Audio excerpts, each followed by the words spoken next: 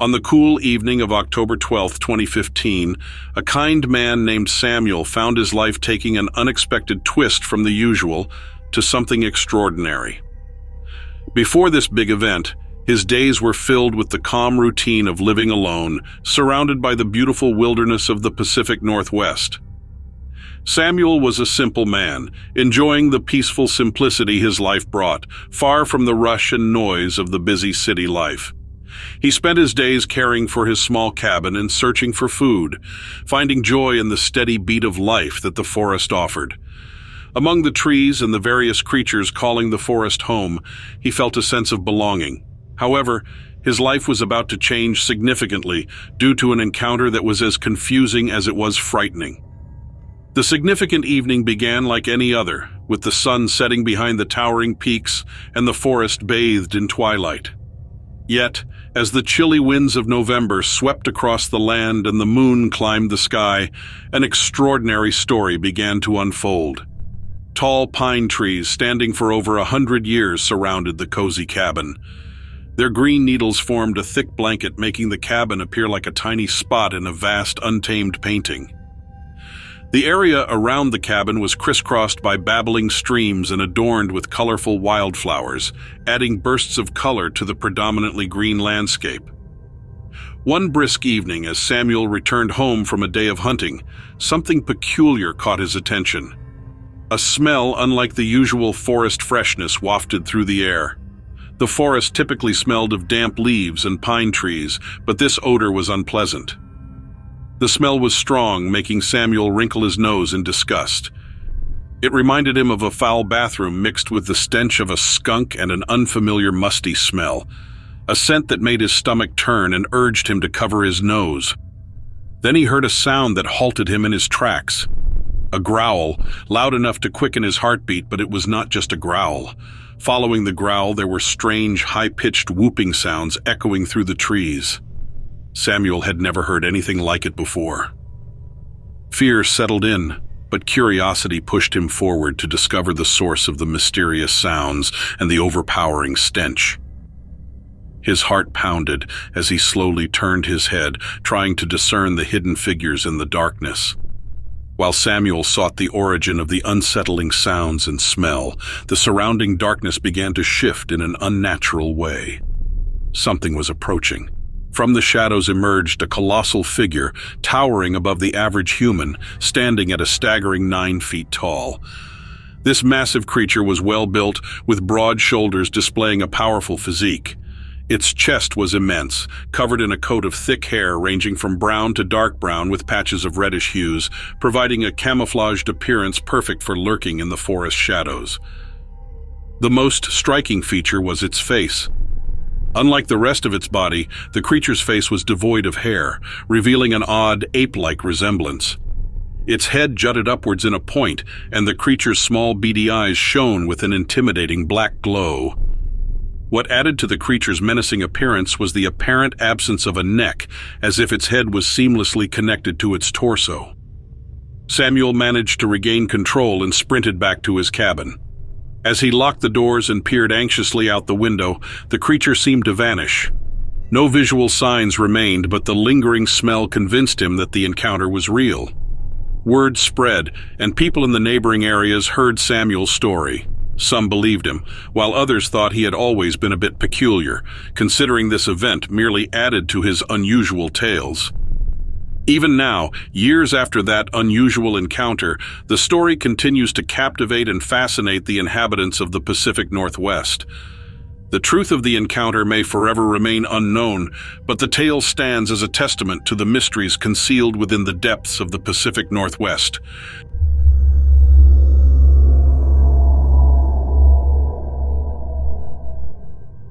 When I was 15, my parents decided we should move from our cozy Chicago suburb to a teeny town up in northern Minnesota.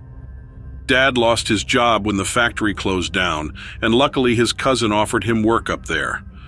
I wasn't too happy about leaving my old school and friends, especially in the middle of high school. The fact that we were moving to a freezing northern town made things a million times worse. Mom and Dad said it was a beautiful area with lakes nearby for outdoor fun. We packed up and moved in June, right after finishing the school year. Surprisingly, the summer was not bad at all. It was super hot, and Dad's cousin even let us use his boat. We spent tons of time on the lake, went fishing, and even started playing hockey to fit in. Things were going okay until fall when school started. Our new school was way smaller than the one in Chicago, but I made friends quickly. I thought I could survive the last 2 years before heading back to Chicago for college. Then came winter, and oh boy, it was a whole new level of tough. Winter in Chicago was chilly, but this was like absolute freezing hell. The temperature often dropped to single digits, and the wind from the nearby lake made it feel even colder. I barely left my room except for school and hockey practice. By February, I was getting stir-crazy. Then spring brought some warm spells, and my brother and I begged our parents to take us anywhere. They suggested spending the weekend at State Forest, about an hour away. Our parents got us kayaks for Christmas, trying to make peace after the move. The park had lots of lakes and rivers, perfect for kayaking, hiking, and camping. We arrived at the park on Saturday morning without any problems, and after setting up our campsite, we grabbed our kayaks and hit the water. We spent hours kayaking, taking pictures of wildlife, fishing, and just enjoying the outdoors. When we got back to the campsite, we explored a bit before making a campfire and having dinner. Despite the warm day, it was supposed to get cold overnight, so we brought lots of extra blankets. Kayaking had worn us out, and we all fell asleep quickly. In the middle of the night, I woke up needing to go to the bathroom, yet I tried to ignore it. But eventually I had to get up. I put on my boots and coat and headed towards a small stand of trees not far from our tents. I did not bring a flashlight because the moon was bright enough. As I finished up, I heard a sound, definitely an animal. I was curious, not scared, and hoped it was something cool like an elk or moose. I stayed silent, waiting to see what it was. I heard more faint sounds but could not see anything, and though it was freezing, I decided to head back to the tent. That's when I saw something moving between the branches. It was tall, and I was sure it was a moose or elk. I thought about waking my family, but I was afraid it would be gone before they could see it. So I stood still and kept watching. After a minute, I saw a flash of something moving again, and it came out from between the trees. At first, I could not figure out what it was. The face looked like a wolf, but the head was too high. The body was not completely human, with long arms and slightly hunched posture. Its legs were muscular, and all 4 limbs ended in claws. The whole body was covered in dark brown, almost black fur. The creature stared right at me with glowing amber eyes, too smart for comfort, and it made a strange noise, half pant, half grunt, showing its razor-sharp teeth. That was enough for me, so I ran screaming back to our tents. Of course, by the time my family got up, the creature was gone, and they did not believe me. They said I was either still asleep or saw shadows playing tricks in the woods, but I knew what I saw. Back home, I searched online and found pictures that looked almost identical to what I saw. People called it a dog man. My family never believed me, but I refused to go back to that park ever again.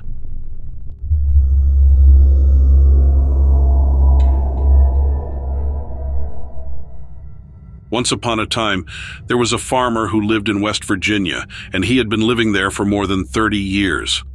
He thought he had seen everything life could offer until one Tuesday evening when something strange happened. The farmer was fixing a fence in his fields late at night, and his cows had been acting strangely lately. They seemed scared, and he did not know why. The air felt thick and smelled weird, like sulfur, which is a smelly chemical. At first, he thought it was because of the fertilizer, but it was stronger than usual. He remembered the smell being around for a few days before the strange thing happened. His neighbor, Mrs. Louvre, said her dog was restless at night because of the smell. He did not think much of it then, but now he wondered if it was connected to what happened. He also found some dead birds near his barn, which was unusual, and they looked like they were scared to death. The air felt weird, like before a big storm, even though the sky was clear, and it seemed like something was about to happen. While he was fixing the fence, he saw his cows gathering in one corner of the field, looking scared. He thought he heard something moving in the nearby trees, but he ignored it. Then, the lights on his tractor suddenly went out. He thought it was just a power surge, but it felt strange. When he finished fixing the fence and was about to go home, that's when he saw it. On the other side of the fence stood a strange creature. It was about 6 feet tall, with bent legs and a bony body covered in scales. Its face looked like a scary horse with glowing red eyes and a long tongue. The farmer could not move, but he looked closely at the creature. Its skin was brown and black, like tree bark, and its wings looked like a dragon's wings, not like a bat's as he first thought. Its head was the scariest part. It looked a bit like a goat, but scarier, with goblin-like features and maybe even horns. Its long tongue moved in and out, and its eyes changed from red to yellow. It felt like it was studying him, deciding what to do next. Then the air felt even heavier, and the smell of sulfur was strong. For a moment, the farmer could not believe what he was seeing. His heart was pounding, and he was sweating. The creature made a growling noise, then spread its huge wings. They looked like a bat's wings, but much bigger. It stared at him for what felt like a long time before flying away into the night. The farmer ran to his house as fast as he could and locked all the doors and windows and spent the rest of the night trying to understand what he had seen. The next morning, he found strange marks on the ground near the fence, like something had scraped them, but when he looked closer, he saw they made a pattern like a symbol.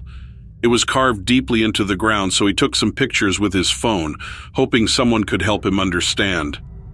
The smell of sulfur was gone, and everything was quiet. The cows stayed huddled together, and even the birds avoided that part of the field. Mrs. Louvre said her dog was calm again, but it felt like whatever had scared the animals was still out there waiting.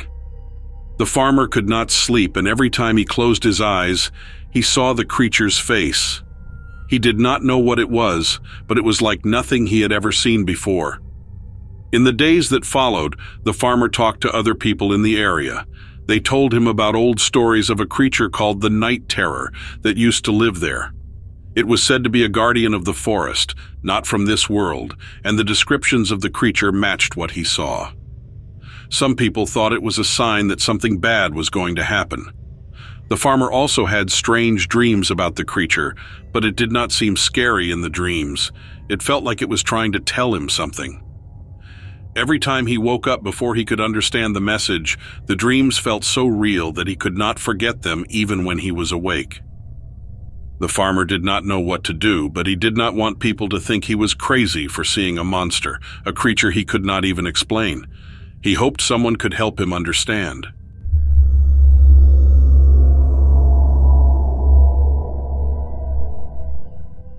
During my time in Isle Royale, Michigan, an unexpected occurrence unfolded. The area was mostly wilderness and not a typical tourist destination, but as a biologist under the university's banner, my purpose was to observe and study wolves. Choosing this over a monotonous desk job seemed the right call. Wolves fascinated me, solitary yet communal, fearsome yet revered. They embodied the untamed essence of our planet, and their existence reflected nature's delicate balance. A concept I cherished, dedicating my life to understanding and safeguarding. Excitement filled me as I embarked on this adventure, surrounded by the vast outdoors. Equipped with tracking devices, a worn notebook, and a mix of nervousness and anticipation, I set out at dawn. Under the hues of an evening sky painted in orange and pink, the distant howls of wolves resonated. The isolation of the wilderness appealed to me, fostering a sense of unity with nature. Little did I know that an experience lay ahead, pushing me far beyond my comfort zone. Navigating the terrain, I identified wolf tracks, studied their droppings, and observed their behaviors. One day, as I foraged for wild blueberries, an unusual event unfolded. Picture the sensation of stepping into a cool room on a scorching day. Now imagine that abrupt chill in the midst of nowhere. The temperature plummeted, causing goosebumps and shivers. The warm afternoon sun seemed to vanish, leaving an unsettling coldness in its wake. My tracking instincts reasoned it might be an odd weather phenomenon, peculiar but not overly concerning. However, an unsettling development emerged as I noticed a colossal movement beside me. A substantial shadow materialized, always eluding my direct gaze, disappearing when I attempted to focus on it. Yet the most disconcerting aspect was the putrid odor accompanying it, an intense blend of decay and death, surpassing any stench encountered in my wolf-tracking ventures. This inexplicable situation sent shivers down my spine. A conundrum unfolded as I pondered what entity on this secluded island could surpass a moose in size while emanating the stench of decomposition. Fear gripped me, but drawing upon my knowledge, I resolved to confront whatever lurked in the shadows. Expecting a bear or a massive moose, I turned around only to find nothing. The absence of a tangible threat unsettled me more than a visible one would have. Silence engulfed the forest. Not a leaf rustled, no chipmunk squeaked, and no ravens cawed. It was an eerie stillness. The unsettling atmosphere lingered, and the scent of death permeating the brisk autumn air. Doubt clouded my mind briefly, but the scientist in me prevailed. A biologist, no matter the circumstances, must maintain composure and observe. Logical explanations surfaced, perhaps a decaying moose or the aftermath of excessive beer consumption in the wild. Yet in my scientific approach, I overlooked Isle Royale's dual nature, a wilderness of both explored facts and uncharted mysteries entwined with local legends. My rational mind urged departure, sensing an unknown danger. The sudden drop in temperature and the unsettling aura prompted my decision to leave. The sun descended, signaling the end of the day's work. As night fell, sitting by the fire, eating my camping meal, the normalcy returned, albeit with a lingering sense of the peculiar. Aware that something was amiss, I contemplated the inexplicable phenomena witnessed, experiences that defied documentation or microscopic scrutiny. The wild had revealed something beyond the realm of scientific understanding. Reflecting on the day's events, I couldn't shake the eerie feeling. Recollections led me to ponder the validity of the local Wendigo stories.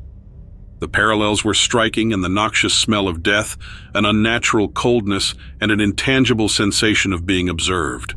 Was it a genuine encounter with a Wendigo? Looking back, the enigma of that day in Isle Royale remains unresolved.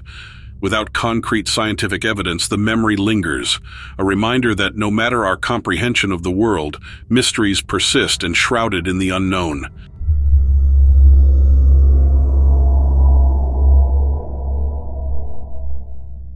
Growing up in Point Pleasant, West Virginia, tales of peculiar woodland creatures and mysterious hums on eerily calm nights were not uncommon. A few years ago, during one of the frequent power outages in our small town, I had an unsettling experience that still lingers vividly in my memory. Power outages were so routine that having candles, flashlights, and generators ready was more practical than excessive. On this particular dark evening, the entire town was enveloped in an unusual stillness. It wasn't just quiet, it was as if the silence itself held an eerie weight. Seated in my living room, I aimed my flashlight around the blank TV and the dim surroundings. The stifling quiet pushed me to seek some fresh air. Donning my coat, I stepped outside into the crisp night air. The coolness of the evening, the crunching grass beneath my feet, and the pitch darkness created a nervous thrill, making everything appear strangely unfamiliar. The sky, devoid of stars, let the big moon cast a peculiar silver glow and turning hollowed-out trees into looming silhouettes against the night. The river nearby mirrored the calm of black glass, and despite the power outage, the surroundings had a peculiar beauty, tinged with an unsettling aura. Choosing to walk along the river, the moonlight painted the path in a muted luminescence, offering just enough light to navigate. The river on one side and trees on the other, the gentle rush of water was the only audible interruption in the silence, as if nature itself held its breath, anticipating something unforeseen. Then, unexpectedly, a sense of unease began to infiltrate my senses. It felt like I was being observed by a silent presence from the inky darkness. My heart raced, and I tightened my grip on the flashlight. Stopping and scanning the tall, foreboding trees and the seemingly endless river, I could discern nothing out of the ordinary yet. The unease persisted and grew. Finally, succumbing to my fear, I decided to head back home, and as I turned away from the river, a faint rustling caught my attention, someone or something trudging along the riverbank. Nerves heightened, I quickened my pace, feeling the proximity of an unseen watcher. I was not alone. Then I saw it, an enormous, peculiar figure perched on my neighbor's roof. The sight unnerved me. It was a dark shape against the night sky, unmistakably large, with wings wrapped around itself. No ordinary bird, it seemed out of place on a rooftop. My breath caught as I trained my flashlight upwards, revealing the creature's bizarre form. The Mothman, unmistakably real, stood at least 5 feet tall with wings folded in an oddly human-like manner. The defining feature was its eyes, 2 large, spherical, glowing red orbs reflecting eerily in my flashlight. Memories of tales about the Mothman from the elderly members of the community flooded my mind. This was no folklore. It was a tangible presence on my neighbor's roof. Even as every instinct urged me to flee, I found myself paralyzed. Suddenly, it unfurled its wings, doubling its size, casting a menacing shadow over the house. The wings, resembling those of a bat, revealed a body covered in black feathers that seemed like a fusion of human and bat. My gaze remained fixed on the creature for a few moments before fear spurred me to sprint back to the perceived safety of my house. Slamming the door behind me, I leaned against it, attempting to regain composure. A high-pitched screech pierced the silence as the creature took flight. Inside, I grappled with the surreal encounter, questioning if it was a product of the blackout-induced imagination.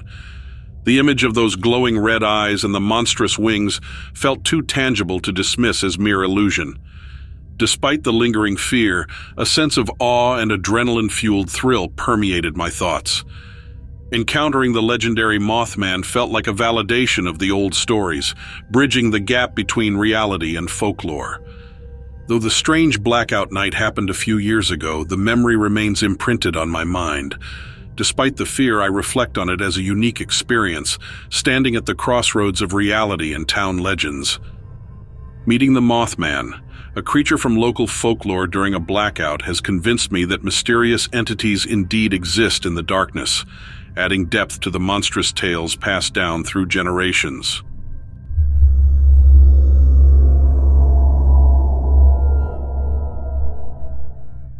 Some time ago, I had an experience that still lingers in my memory. It unfolded a couple of years back during a summer night at Fenway Park in Boston. Night games at Fenway hold a unique charm, a certain excitement that sets them apart. As an ardent Red Sox fan, I was in town to catch up with some old college friends. We had planned this outing months in advance, securing our tickets well ahead of time. The atmosphere was vibrant with the scent of hot dogs and beer, and anticipation hung in the air as fans eagerly awaited another gripping home game. It was a showdown between the Sox and the Yankees, and you can imagine the intensity of that rivalry. The crack of bats, the thunderous cheers from the crowd, and vendors shouting, it was quintessentially American. My time in the stands was more on my feet, exchanging high fives with fellow fans each time we scored. Amid the excitement, something peculiar drew our attention a few innings into the game. We had witnessed numerous planes passing overhead due to the proximity of Logan Airport, so it wasn't an unusual sight. However, this particular aircraft stood out, presenting an unusual spectacle. Returning from a food run with a loaded hot dog in hand, my friend Mitch urgently gestured towards the sky, but the noise of the crowd drowned out his words. He pointed upwards, and I followed his gaze, almost dropping my hot dog in the process. A slow-motion moment unfolded as I noticed something in the sky above the stadium, distant but distinct. This object differed from the typical passenger planes. It was smaller and had a shiny silver appearance, resembling a saucer hovering with a peculiar flickering light beneath. It moved in erratic patterns, defying the laws of physics, not like any plane or drone I had ever seen. Squinting from my spot in the bleachers, I tried to discern its features, but before I could comprehend it fully, the game demanded my attention once more yet. The object persisted, a glowing silver dot in the night sky. It left an indescribable sensation, an otherworldly presence amid the routine of a baseball game. A mix of fear, awe, and curiosity gripped me. Throughout the innings, I stole glances at the mysterious object, finding it still present. It didn't disrupt the game or attract widespread attention. Only a few of us had noticed its existence. It remained there, an enigmatic secret shared among a handful of spectators. The ongoing game kept everyone else fixated on the field, oblivious to the oddity above. It felt as if I possessed a clandestine knowledge, observing something that escaped the notice of the Fenway crowd, an unexpected diversion during a Sox versus Yankees game. As the innings progressed, I couldn't shake the question from my mind. What was that thing? About 4 innings into the game, with the intensity escalating, Mitch once again pointed upward, and my gaze found the object. This time, the scenario took a stranger turn. The lights on the object blinked rapidly as it shot across the sky in mere seconds, too swift for a plane or even a fighter jet. It executed sharp turns, defying all expectations. I watched in awe and my heart was racing, absorbing the fact that this was no ordinary aircraft. Remarkably, it moved in silence, devoid of the expected noise associated with such speed. Before I could draw the attention of others, it abruptly vanished. One moment it was there, and the next it disappeared, leaving only the night sky in its wake. My attempts to share my discovery were met with incredulous stares from those around me. The remainder of the evening was spent in discussion with Mitch and others, contemplating the inexplicable nature of what we had witnessed. We understood that this extraordinary event would likely go unnoticed by others, dismissed as a mere trick of light or a consequence of extended outdoor exposure. The drive back to the hotel was marked by a contemplative silence. My mind buzzed with questions. What was it? Where did it go? What was its purpose? Despite my friend's dismissals, I couldn't shake the feeling that it wasn't a mere illusion. Encountering something like that forces you to ponder the vastness of the universe and what lies beyond our Earth. To this day, the identity of that object remains a mystery, but the experience altered my perspective. It served as a reminder that the universe holds mysteries beyond our comprehension. I'm unsure whether it was an encounter with extraterrestrial life or a top-secret government experiment, but that night at Fenway Park remains etched in my memory. It's a bizarre tale, almost as if lifted from the pages of a science fiction novel, yet the vivid recollection remains. I might not find answers, but one thing is certain. The next time I attend a ball game, my gaze will be split between the field and the night sky.